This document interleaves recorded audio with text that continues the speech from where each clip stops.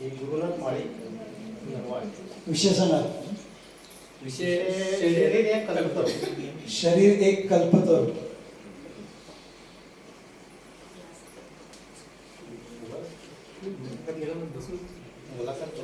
माझ्याकडे बघूच नका, तिकडे बघा.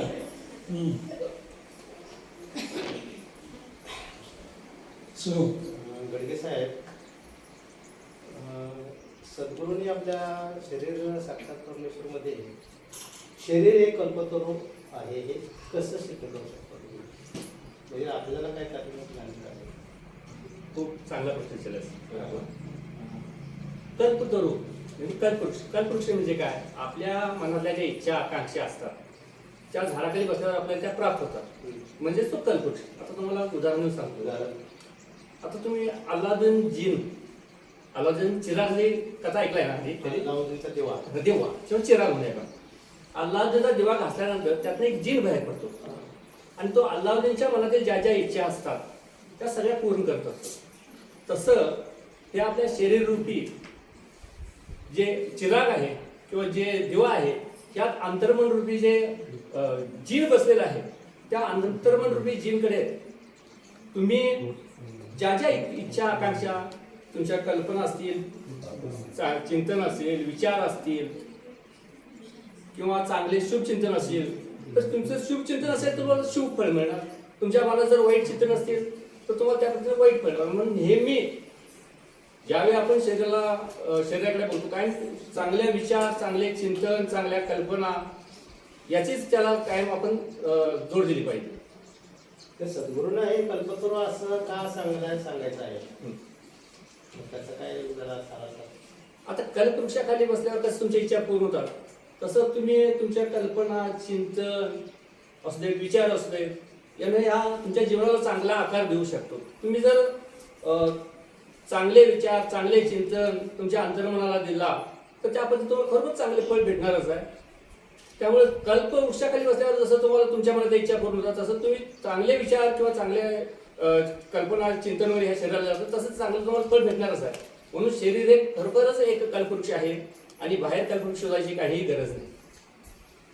तसं नाही. आता आपण जरा विचार करूया. मी प्रश्न विचारला पण मी पण थोडं त्याचं उत्तर सांगतो. सांगा. सद्गुरूंनी आपल्याला ते पुराणातलं उदाहरण सांगितलं, त्या माणसाचं सांगितलं, त्या तो वाटसोबतचं सांगितलं उदाहरण.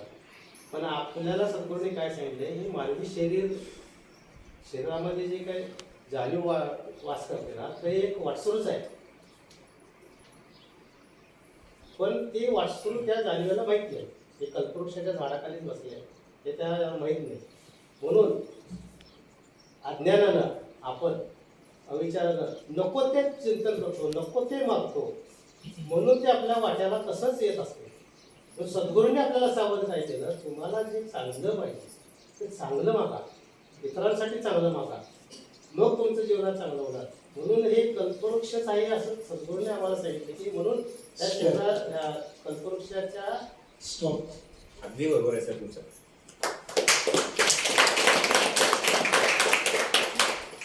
12 नंबर. दिव्या पाटोळे, मनीषा पाटील.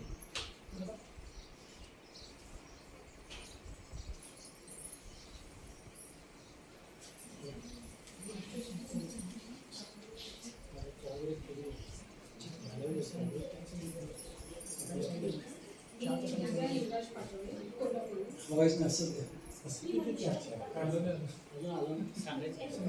विषयाचं नाव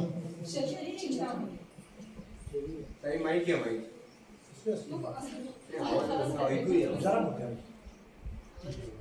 हा माहित नाही. शरीर एक चिंतामणी. मनीषा, तू अशी का काळजीच वाटते, चिंता वाटते, चेहऱ्यावर असं का पडलंय तुझा? काय करू आदित्य सकाळी 7 वाजता कॉलेजला गेलाय. कॉलेज त्याचं 5 वाजता सुटतंय. आता 7 वाजले तो अजून आलेला नाहीये. अगं पण अशी काळजी करू नकोस, तू येईल तो. त्याच्याकडे फोन पण नाहीये, त्यामुळे मला सारखी अशी भीती वाटते, काळजी वाटते आणि सतत विचार केल्यामुळे माझं डोकं पण खूप दुखतंय. अगं हे बघ, तू दिवसभर असा विचार करत बसलीस, तो आला नाही त्यामुळे तुझं तर डोकं दुखायला लागलं विचार करून करून करून. पण सद्गुरूने आपल्याला काय सांगितलंय, तू विसरलीस का? सद्गुरूने आपल्याला काय सांगितलंय? चिंतामणी आपल्याला परमेश्वर या ग्रंथामध्ये काय सांगितलंय की चिंतामणी नावाचे एक सद्गुरूंनी पुरातन एक गोष्ट सांगितलेली आहे. त्यामध्ये चिंतामणी नावाची एक वस्तू ज्याच्याकडे असेल त्याच्याकडे सर्व गोष्टी म्हणजे सुख, समाधान, शांती, यश सर्व प्राप्त होते. तसंच आपली शरीर सुद्धा एक चिंतामणी आहे. ह्याच्यामध्ये ते जे तू विचार करशील, जसे विचार करशील तसेच आपल्या जीवनात साकार होणार. आता जर मुलाबद्दल जर वाईट विचार केलेस तसेच साकार होणार. जे इष्ट व अनिष्ट विचार आपण जे करू तेच आपल्या आयुष्यामध्ये साकार होणार. तर सद्गुरूंनी आपल्याला शिकवलेलं आहे. त्यामुळे आपण असे विचार करायचे नाही. त्यापेक्षा तू सर्वांची मुलं जी आता मुलं आहेत सर्वांची शाळेत जी मुलं जात आहेत ती सर्व व्यवस्थित घरी सुखरूप पोचू दे अशा प्रकारे विचार कर. तुला आठवतं ना सद्गुरूंनी सांगितलेलं? मला हे लक्षात राहत नाही, परत परत आठवण करून द्यावी लागते. तुला विसरायला होतं. सतत अट्ठासाने आणि सद्गुरूंनी दिलेली प्रार्थना अट्ठासाने मानायचे. अशा वेळी आपलं जर अनिष्ट चिंतन होत असेल किंवा होऊ लागला असेल, वाईट विचार येत असतील तर अट्ठासाने सतत विष्णू प्रार्थना म्हणायची. आणि त्या प्रार्थनेमध्ये एक लाईन अशी घालायची की सर्वांची मुली सुखरूप घरी पोचू दे. म्हणजे हे ईश्वरा सर्वांना चांगली बुद्धी दे, आरोग्य दे, सर्वांना सुखात आनंदात ऐश्वर्यात ठेव, सर्वांना सुखात आनंदात ऐश्वर्यात ठेव, सर्वांची मुले सुखरूप घरी येऊ देत आणि ओढ ना तुझ्या मुखात अखंड राहू दे. अशा प्रकारे प्रार्थना सतत एक साथ म्हणत राहतो आणि बघ त्याचे रिझल्ट तुला मिळते. सद्गुरूंनी आपल्याला शिकवलेच आहे. मग तू काय विसरलीस हे? तू आता ही प्रार्थना सतत म्हणत राहा. थोडक्यात मानवाच्या हातात शरीररूपी चिंतामणी आहे. याचे नित्य भान ठेवून नित्य इष्ट चिंतन व ईश्वरी चिंतन करण्याची सवय प्रयत्नपूर्वक अट्टाहासाने करणं केलं पाहिजे. आणि हे करणं प्रत्येक माणसाच्या हातात आहे. म्हणूनच जीवनविद्या असं सांगते, तूच आहेस तुझ्या जीवनाचा शिल्पकार. मस्त मस्त. फक्त अजून एक्सपॅन्ड करता आलं असतं. चिंतनाचे फायदे काय काय होतात वगैरे असं.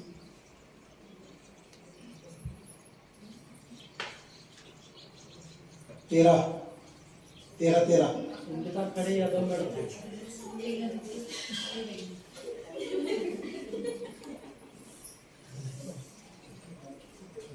विषयाचं नाव काय? शरीर एक काम देणं.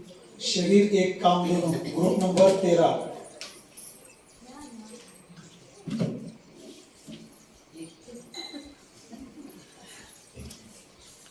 माझं नाव सुवर्णा यादव. संगीता खाडे. विषयाचं नाव आहे सुवर्णा यादव. कुठून? कुरुंदवाड. बाय प्रोफेशन मुख्याध्यापिका होत्या. माहिती पाहिजे लोकांना सगळं. टाळ्यावर पाहिजे जरा. चला आणि तुमचं टाइम सुरू. शरीर एक काम देणं. अगं सद्गुरूंचं आता प्रकरण चालू आहे की शरीर साक्षात तन्मेश्वर पुस्तकाचं वाचन चालू आहे. मग तू का आली नाहीस? आले की मी त्यामध्ये एक प्रकरण होतं. शरीर एक काम देणं. काम देणं म्हणजे काय?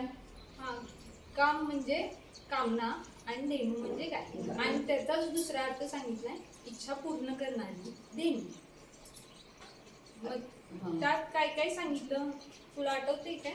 गुरुनी असं सांगितलेलं आहे की आपलं शरीर जे आहे ते एक कामधेनू आहे.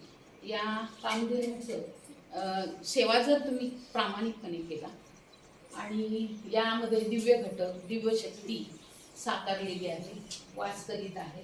आणि या शरीराची जर तुम्ही योग्य काळजी घेतला आणि निगा राखला, जशी गाईला चारा दिला, जी योग्य निगा काळजी घेतली तर ती दूध देते, तसं शरीराची तुम्ही काळजी घेतली तर तुम्ही चांगले काम कराल, तुमचं आरोग्य सुधारतं, आर्थिक परिस्थिती सुधारते, त्याचबरोबर कुटुंबाची, समाजाची, त्याचबरोबर राष्ट्राची प्रगती होते.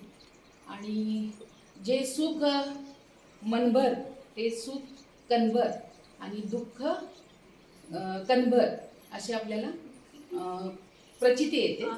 तसे केल्यामुळे आपल्याला सुख मनभर मिळेल आणि दुःख कणभर मिळेल. धन्यवाद. थोडक्यातच सांगितलं. 10 मिनिटात 5-7 मिनिटात करतो का? थोडक्यातच हां, एक मिनिट. त्यांचं नाव काय? खाडे ना? मग तुम्ही तिकडे कुठे बोलत होता तेव्हा?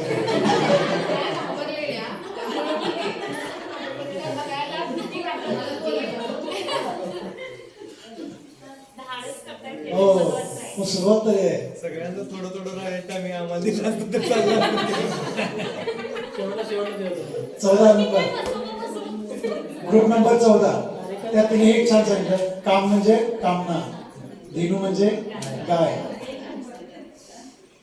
कार्यकर्ती विजया पाटील. विजय पाटील. विठ्ठल ना, माझं नाव राजश्री कालेकर, कोल्हापूर शहरातून मी आहे. आज आम्हाला जो विषय दिला तो परीस, शरीर एक परीस.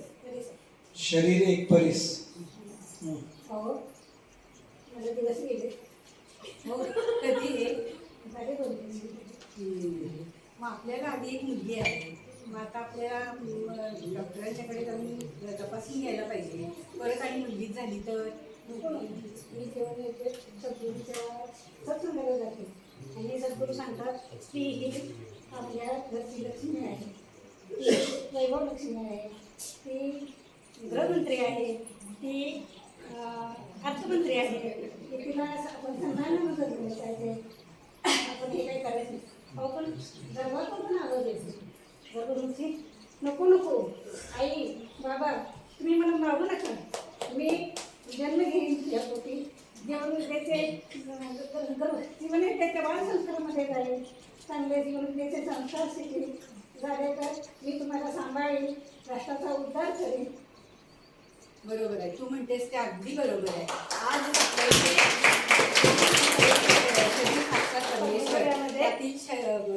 परीस म्हणजे शरीर एक परीस हा विषय आज धामाने घेतला होता. शरीर हे विशिष्ट परिस्थितीत, शरीररूपी पर्यास हा विशिष्ट परिस्थितीत चांगल्या विचारानं ज्याला स्पर्श करेल, चांगल्या आचारानं विचारानं त्याला स्पर्श करेल, त्याचं सोनं होतं. आणि अनिष्ट विचाराने किंवा अनिष्ट संस्काराने ज्याला स्पर्श करेल त्याची माती होते. म्हणून शरीररूपी परीस हा ज्याला स्पर्श करेल त्याचं सोनं करतो आणि ज्याला स्पर्श करतो त्याची मातीसुद्धा करतो. परिसर तू म्हणतेस ते अगदी बरोबर आहे. तर आपण असं करूया, जीवनविद्येचे गर्भसंस्कार वर्ग असतात तर त्याच्यामध्ये आपण दोघांनी पण कोर्स करूया आणि तिथे आपल्याला छान मार्गदर्शन करेल. आणि आपलं मानवी जीवन हा परिसच आहे, तर त्या परिसाला आपण त्या मुलगी असली तरी आपण तिला चांगले विचार, चांगले आचार देऊया, तिच्यावर चांगले संस्कार करूया. आणि मग हा असा परिस कुठेही जगात गेला आणि तो ज्याला स्पर्श करेल तिथं तो सोनं केल्याशिवाय राहणार नाही. पण पुराणात जो परिस सांगितलेला आहे तो कसं फक्त लोखंडालाच स्पर्श केला तर त्याचं सोनं होणार. पण हाच परिस परिपूर्ण जीवनविद्येच्या नाण्याने परिपूर्ण झालेला परिस जिथे जिथे जाईल, ज्या क्षेत्रात जाईल तिथे ती ज्या क्षेत्राला स्पर्श करेल त्या क्षेत्राचं ती सोनं केल्याशिवाय राहणार नाही आणि जगात गेल्याशिवाय हे ज्ञान राहणार नाही.